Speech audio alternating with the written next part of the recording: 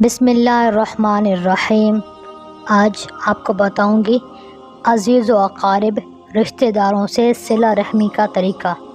جہاں آپ بہت سارے دوسرے اعمال کرنے کی کوشش کرتی ہیں، وہاں اپنے قریبی رشتہ داروں کے ساتھ اچھا سلوک بھی کیا کریں۔ توڑ کے بجائے جوڑ کا معاملہ کریں۔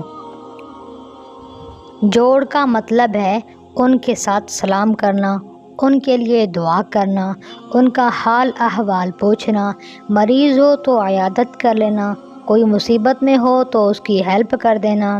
ہر وقت کا آنا جانا اس سے مراد نہیں، البتہ اس سے زیادہ دوستی، ہر وقت آتے جاتے رہنا، یہ بندے کی اپنی مرضی کی بات ہے۔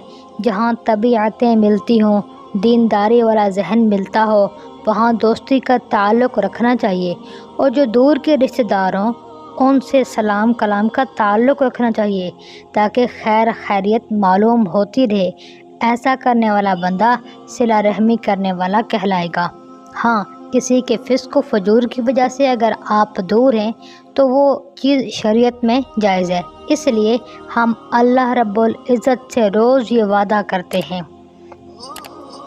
وَنَخْلَعُ وَنَتْرُكُ مَن يَفْجُرُكَ، اے اللہ جو آپ کے ساتھ نافرمانی کا معاملہ کرے ہم نے اس کو چھوڑ دیا، ہم نے اس سے خلا حاصل کر لی۔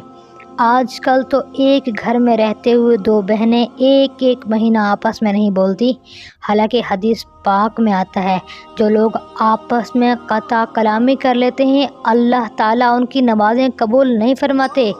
ہمیں تو اس بات کا احساس بھی نہیں ہوتا، اس لیے اگر کوئی آپ سے ناراض ہے تو آپ اس سے معافی مانگ لیں۔ اگر پھر بھی وہ منہ بنائے تو شریعت یہ کہتی ہے کہ جب کبھی وہ آپ کے سامنے آئے تو آپ اسے سلام کر دیں۔